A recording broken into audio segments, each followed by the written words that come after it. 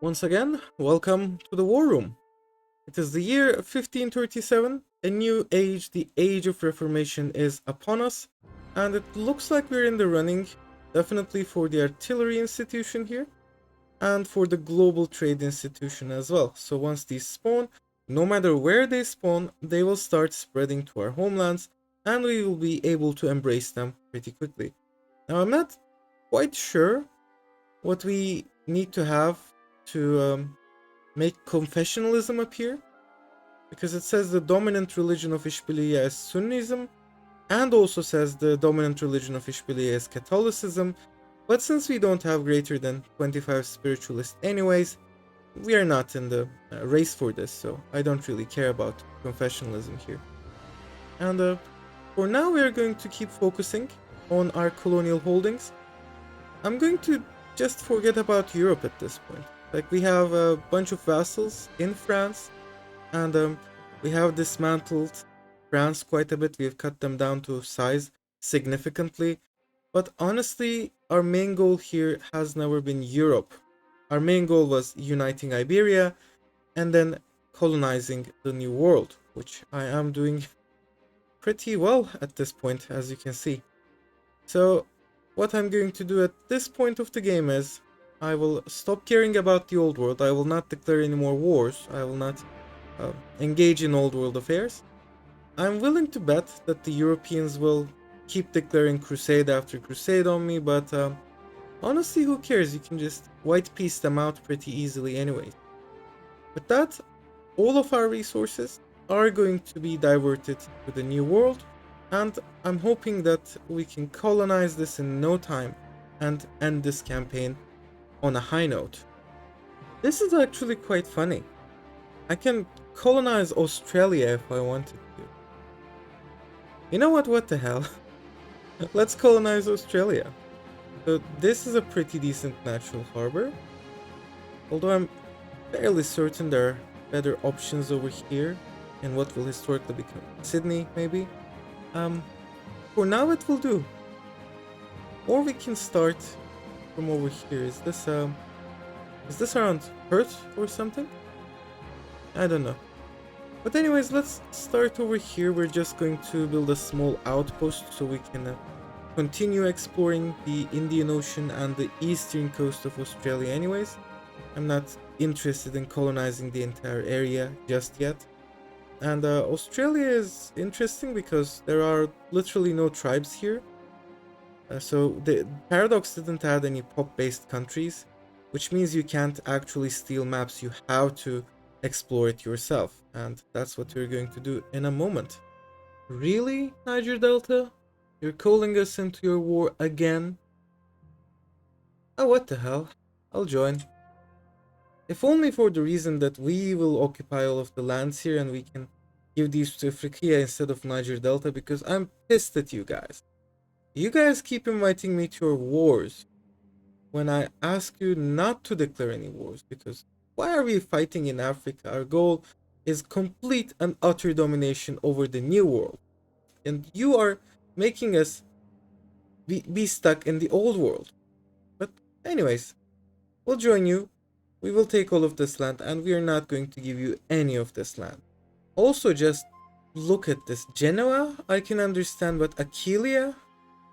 Why is Aquileia colonizing Africa? More importantly, how is Aquileia colonizing Africa?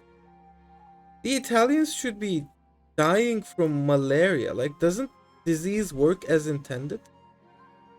Honestly, I don't know. At least it's not Vijayanagar, who, mind you, they did colonize this area over here. I mean, thankfully it looks like their colonies broke, but you know, there are some Hindus living here. Look at this. This is Hindu majority in Africa. Aren't we like 300 years early for that kind of stuff? And oh, more Hindus here. Are you also... No, you're Sunni Swahili. But for some reason your populace is Hindu? Okay, we're seeing some really weird stuff going on in Africa. Artillery has appeared in the French region. but we will be getting a fair bit of spread because we could have spawned the institution in our homelands as well. So Granada will receive it in 20 months, it seems. And are we getting spread in Ishbilia? No. Cordoba? Yes, we are getting some spread. So our major centers here should get this institution in like 20 months. And it will spread like wildfire to the rest of our country after that. A brief mid-video update here. Unfortunately, there were some issues with the voice recordings for a large section of this episode, which includes the 5 years from 1537 to 1542. So unfortunately, there won't be any sound in this section of the video. You can skip ahead a bit to the year 1542 if you want to skip the non-audio bits.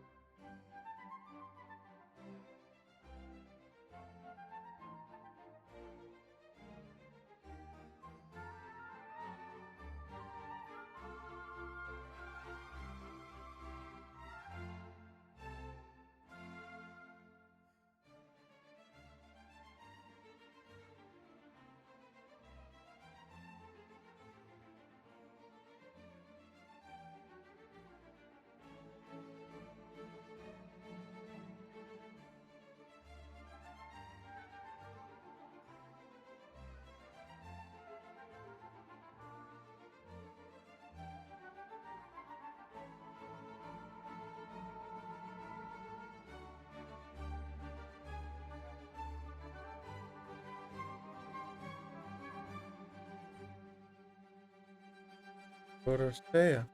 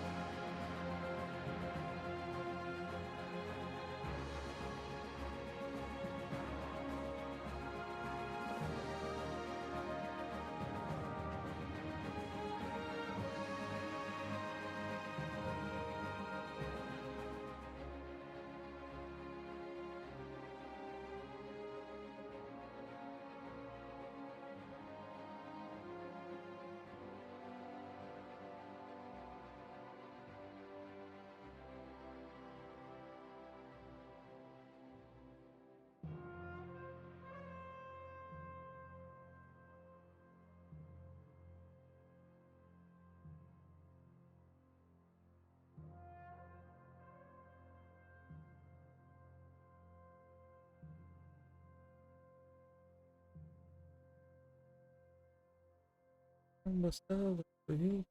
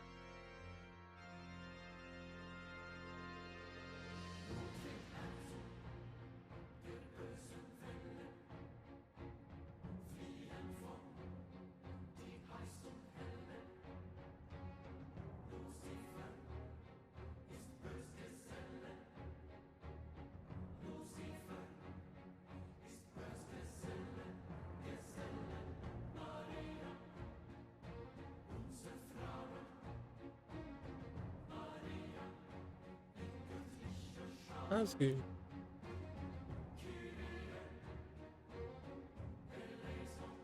Because as usual, I must one thing.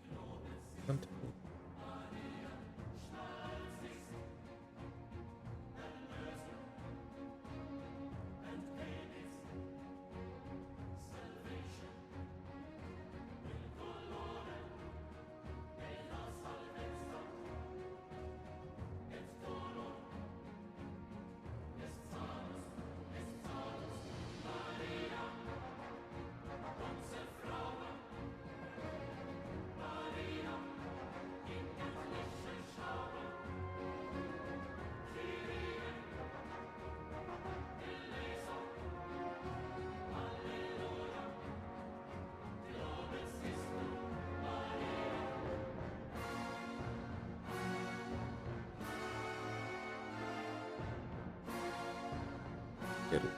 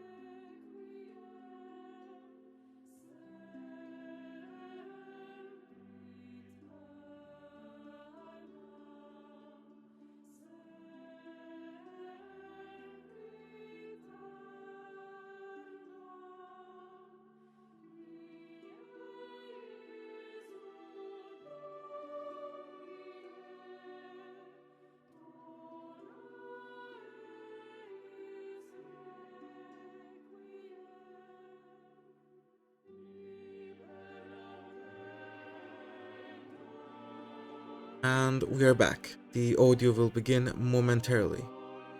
Just look at this. Look at the number of dead on their side, the number of dead on our side. We have lost 500,000 people to this war. 500,000 dead.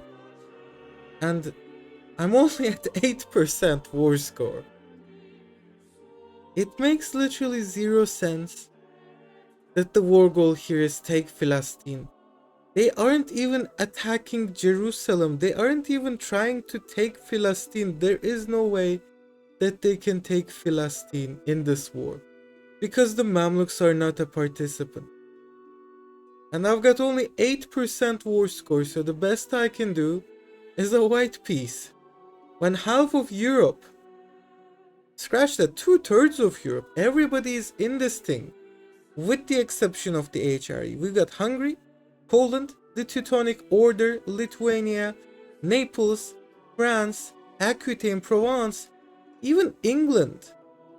Like, what did I do to you guys? Brabant, what the hell did I do to Brabant to deserve this? This is just ridiculous, and I'm getting hit with these every 4 or 5 years. This is the 1500s. Shouldn't the Catholics be more worried about the 17 million Lutherans that are wreaking havoc across Europe instead of, I don't know, declaring a new crusade on me every 5 years? This makes zero sense, and honestly, this just isn't fun fighting against these guys. Like, I'll try and get 10% war score this time. I don't think that white piece is going to cut it. Well, we finally got defeated, and we got defeated pretty badly. So it looks like white piece it is. Again, the casus belli makes no sense. Like, if I could at least hold on to the war goal instead of it being quite literally Palestine, Jerusalem, I could maybe do something here, but as it stands right now, nobody's getting any ticking war score, and the war score from battles is just ridiculously minor compared to the battles that we're fighting. So I guess it's just going to be me white piecing these guys out every 4 or 5 years, and 500,000 Europeans dying because of this pointless crusade thing, I guess. I mean, just look at this.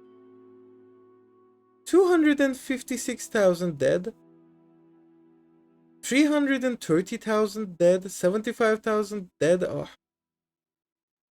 this is just utterly ridiculous.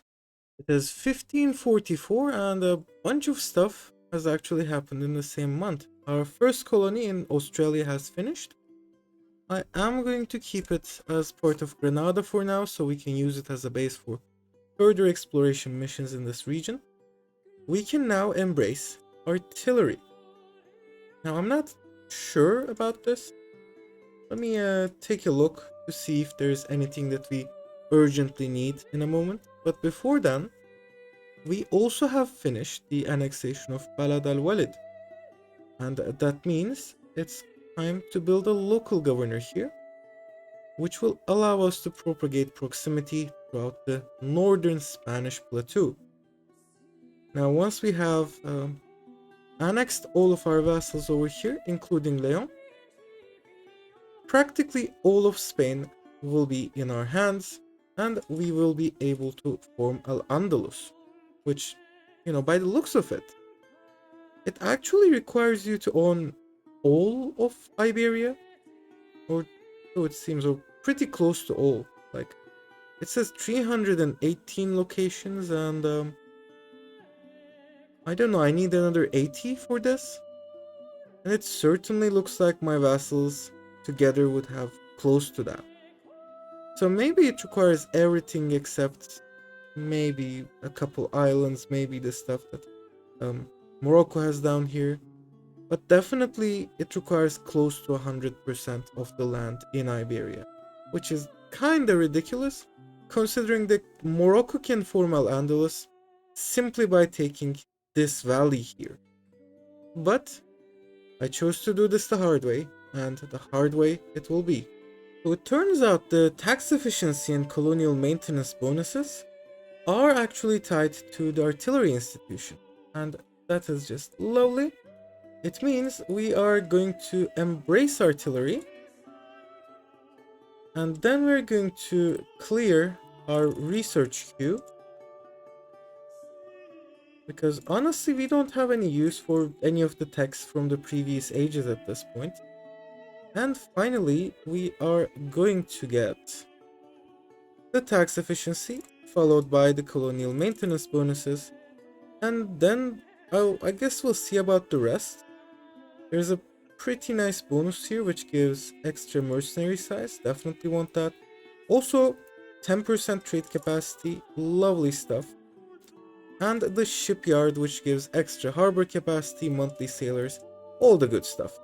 So in all I think I'm fairly content with the stuff that I've queued up here. Most of the rest are about new guns and cannons workshops which have limited use for us, and there are also quite a few different unit types which again we have no use for since we are relying entirely on mercenaries for our army. Our local governor in Balad al-Walid is complete, and we're getting an okay bit of proximity here, but really most of this is through the road network, so the proximity costs are still fairly high, unfortunately, and we are going through plateaus, which is hindering our progress a little. I'm guessing the real deal will come when we finally manage to get the rest of the river network, so I think I should prioritize annexing Soria, and maybe we should start thinking about annexing Leon as well, even though they haven't finished converting their populace yet. Honestly, it doesn't even look like they're trying. Like, I'm not seeing any assimilation here. And you know what? Looks like we're going to have to do this ourselves. The old way, the hard way. And it does look like Navarra has stopped assimilating as well. Catalonia is assimilating, so at least you got that going for them. But they're also only assimilating in a single province, and you know they haven't even touched Barcelona yet, which is a big shame because this is where the highest population concentration is. But I don't know, I guess we will have to do a lot of assimilation ourselves once we start getting around to annexing the big boys here. For now, the smaller countries should be more than enough to keep us occupied for the next 15 to 20 years. And meantime, we have a lot of colonization going on in North America. We have practically the entire eastern seaboard colonized. We are moving beyond the Appalachians. We have a huge vassal here in Texas. We have set up outposts all the way to Alaska, and mind you, this is 1545. And Mesoamerica has been thoroughly pacified. The Purepecha have been defeated by our colonial nations, and their empire has been torn to shreds. I guess I should start thinking about annexing them finally. We have a war going on here. New Granada will annex these guys, and soon enough we will also annex the remaining Andean nations as well. So all in all, we are doing more than okay in terms of colonization, and I'm fairly convinced that we will achieve our goal of total domination over the Americas by the year 1600. Hey, I didn't see that coming. Turns out we are the diplomatic and the cultural hegemon now. Can change court language, assimilate area, wow. That's interesting. Hold up, aren't we assimilating? No, we're not assimilating anywhere actually. Well, we should be assimilating. Okay, that's actually pretty useful. Like the assimilate area will allow us to take care of the remaining minorities. So annexing Leon and Catalonia sounds much more reasonable now. And you know, diplomatic hegemony is basically, you know, same old. We could make use of diplomatic corps eventually, but I don't think it's going to be all that useful for now. So what I'm going to do here is, instead of developing Granada, I'm going to assimilate the Valencia area, and this is going to get us assimilation in a whole area. So in this province, this province, this province, everywhere. And I'm guessing soon enough we will have annihilated the Catalan culture. Oh, the AI in this game is so funny. We have another crusade called us. Yay! Just look at that. Oh, jeez. And this time it's Hungary, Naples, and France. Okay, it's good that, you know, the Teutons and the Poles haven't joined. Although, I'm not sure, maybe they will join later. Still, it's a pain in the butt. And we don't have any cash reserves to call on some mercenaries either. I guess I'm going to let our vassals take care of this for a while. Like the French. Oh, but of course they are raising their levies. Alright, how far away are they? Okay, they aren't too far away from being willing to peace us out. I'll let the war progress for a few months, and let's see how it goes. Global trade has spread far and wide into our domains, and it is time that we embrace the institution. Lovely. And this gives us access to yet another tree over here. I'm probably going to pick up quite a lot of stuff as soon as we are done with the colony cost and the tax efficiency bonuses in the right side tree. Luckily, we are getting quite a few really efficient and proficient members of our dynasty. But this guy has 99 dip, 94 mil, and 89 admin ability. And he's going straight into my cabinet. He's going to assimilate Valencia at a speed of plus 43 base without the addition of any modifier. This is just... And look at all of our other cabinet members. We have really good people in here. Just ignore these two guys. They are hires for despotism. You know, they are parts of the crown estate, and I kinda had to put someone from the crown estate there. So in they go, even though they don't have all the stellar stats of some of our other dynasty members. Well, it turns out, while we were looking the other way, the Crusade has grown quite a bit, the Scots have joined, and they have figured out a way of landing in Iberia. And now I have to retake all of this land and kill the Scottish stag. God, I sometimes hate this game. Was it worth it, Scots? Was it worth having 7,800 of your countrymen die in the far-flung shores of Spain just to occupy these areas, just to piss me off momentarily? It was not worth it, but you did it anyways. And now I'm going to take back this land, and I'm going to France in order to go on the offensive against the Crusaders. As usual, the Crusaders suffered a few defeats, so that nothing is going to come out of their cause, and decided to quit, and we white pieced them. Hooray. If only we could get back the money we spent on the mercenaries to hire them, but, you know, such is life, I guess. At least we are doing pretty okay in our wars in the Americas. We have almost fully occupied this country over here. What are they? The Muichuita, however it is pronounced.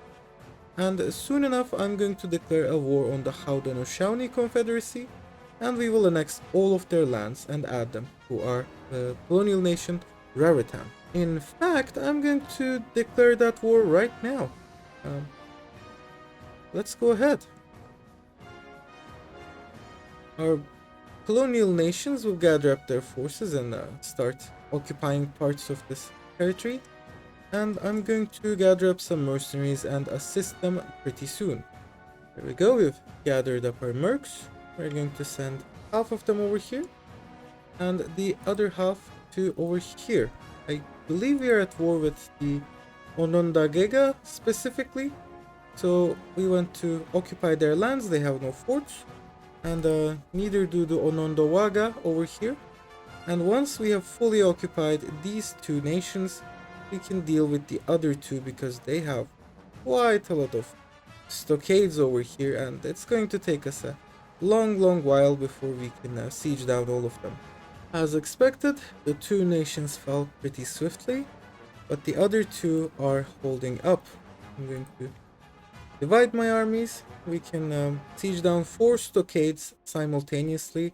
It's going to take us 2 or maybe 3 rounds of sieging down before we have full occupation of the Haudenosaunee lands. And our colonies are busy fighting their own wars in South America. Some of them even invite us to join the fray. And why not? I guess we'll join. Because we definitely want them to annex this area so that we can get rid of the Andean nations in the long term. I still don't understand why our colonial nation has still not managed to occupy this fort here. Because I think at some point they did, and then I guess the enemy took it back or something. But this war has taken way too long. It's been 4 years now. They should have pieced out like way sooner. Actually, let me see. Can I piece them out? No, I can't. I can't take any other land for some reason. Ish. Oh, of course, this is their capital. So there are only 2 provinces here. As soon as this fort falls, we will be able to fully annex them. Well, would you look at that? The colonials decided to help us out. You could have set this one out, you know. We were doing more than fine here. We've got 3 nations down. We're moving on to the 4th. Like, why did you guys even bother to show up?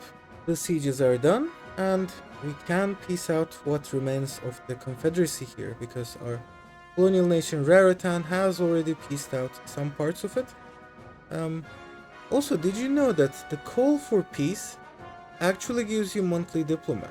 So you can probably abuse this to trade essentially war exhaustion, which usually clears off pretty quickly, in exchange for monthly diplomats if you're in a bind. And I'm guessing the reason for this is maybe the game thinks that you don't have enough diplomats to actually peace out. In this case, it would help, but right now that's not what we're suffering from here. We were just waiting for Raritan to complete their sieges. So we are going to annex everything here. And of course, all of this will be fed to Raritan, so I don't really care about this being conquered land or anything else like that. There we go. Alright, we have full occupation here. And if we go to South America, lovely. New Granada has pieced out. These guys, well, not pieced out, but occupied. Now we've pieced them out. And Huancavelica has occupied these guys. So there we go. And we are once again at peace, which is lovely because I definitely need to start annexing some more vassals back in Iberia. I've transferred around a bit of land, and I think we have okay borders in the 13 colonies region, all the way up to Canada.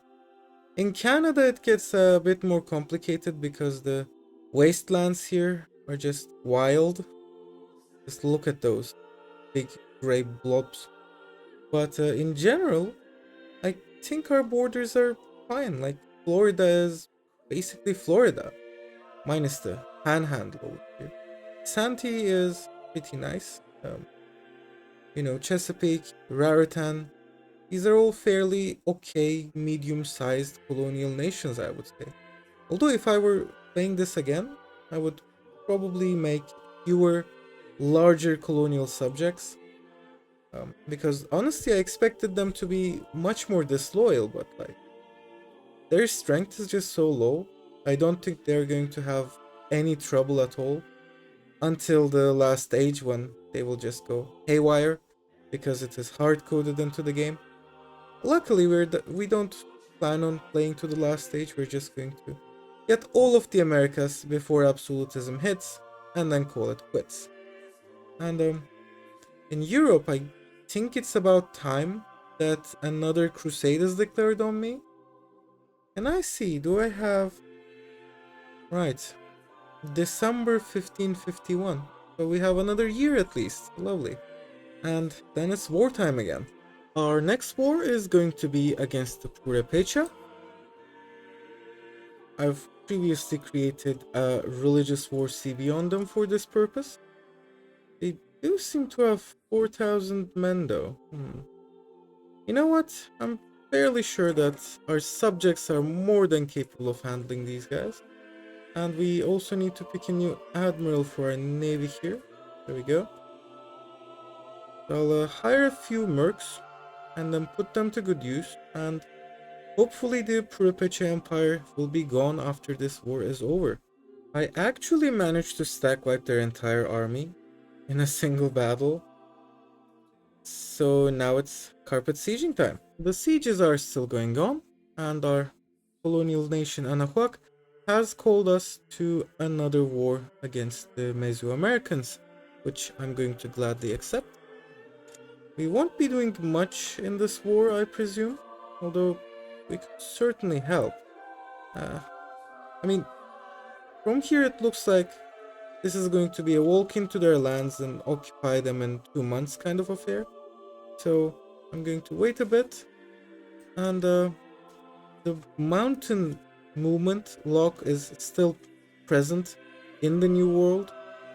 I'm guessing there aren't a lot of mountainous areas where we would be fighting, but Mexico has quite a few, so do keep that in mind if you're doing conquistador work over here. And our forces have almost reached Catalan. I suspect they will just enter the town, occupy it, and we will make peace in 1 month. In a bizarre twist, our army got defeated because we had low morale. So now I have to bring another army here, and this time I'm bringing horsemen, and this time they will be at full morale. So be careful, Mesoamericans. The sieges are over in both wars, and I'm going to try a full annexation here, although it looks like that won't be possible. Alright, you guys can keep existing in these 4 locations down here.